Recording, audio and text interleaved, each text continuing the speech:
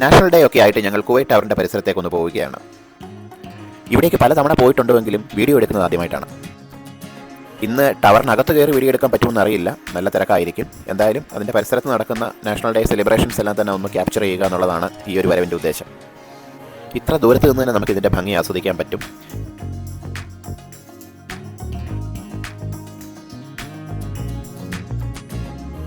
ഇന്ന് നല്ല തിരക്കുള്ള ദിവസമായതുകൊണ്ട് അടുത്തൊന്നും നമുക്ക് പാർക്കിംഗ് കിട്ടുമെന്ന് തോന്നുന്നില്ല.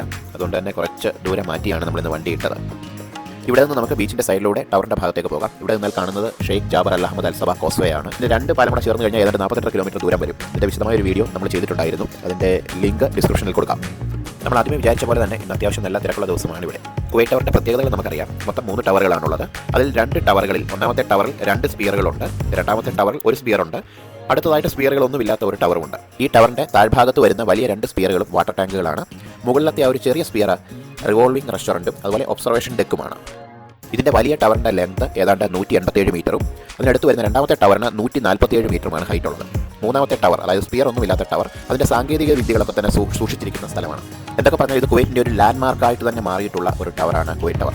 കുവൈറ്റ് ടവറിൻ്റെ ഒരു പ്രാധാന്യം എന്ന് പറയുന്നത് അത് നിർമ്മിച്ച കാലഘട്ടമാണ്. ഏതാണ്ട് 1970കളിലാണ് ഈ ഒരു ടവർ ഇവിടെ നിർമ്മിക്കുന്നത്.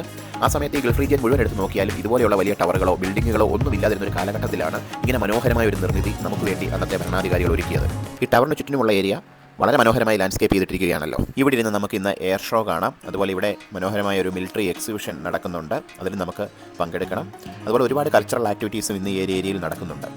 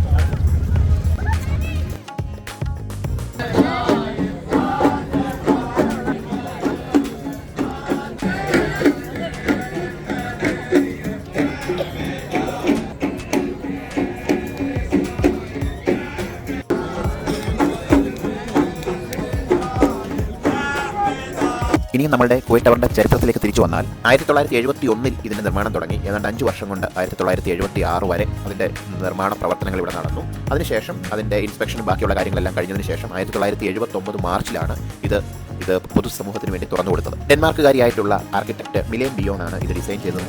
അദ്ദേഹത്തിൻ്റെ ഹസ്ബൻഡായിട്ടുള്ള സിയുനോ ലിൻസ്ട്രോങ് ആണ് ഇതിൻ്റെ നിർമ്മാണത്തിൻ്റെ മേൽനോട്ടം വഹിച്ചത്. ഏതാണ്ട് 9000 ക്യൂബിക് മീറ്ററിലധികം ജലം സംഭരിക്കുന്ന വാട്ടർ ടാങ്കുകളാണ് ഇതിലുള്ളത്. ഇത്രയൊക്കെയാണ് കുവൈറ്റ് ടവറിനെ കുറിച്ച് ഒറ്റ നോട്ടത്തിൽ പറയാവുന്ന കാര്യങ്ങൾ. അപ്പോൾ ഇന്ന് ഈ ടവറിൻ്റെ പരിസരത്ത് വന്ന് നമ്മൾ എയർ ഷോ കണ്ടു, കുറച്ച് കൾച്ചറൽ ആക്ടിവിറ്റീസ് ഒക്കെ കണ്ടു. ഇനി നമുക്ക് കാണേണ്ടത് കുവൈറ്റ് സേനാ വിഭാഗത്തിൻ്റെ പ്രദർശനമാണ്. ആ ഒരു മിലിറ്ററി എക്സിബിഷനോടെ കണ്ടതിന് ശേഷം നമുക്ക് ഇവിടെ നിന്ന് ഇറങ്ങാം.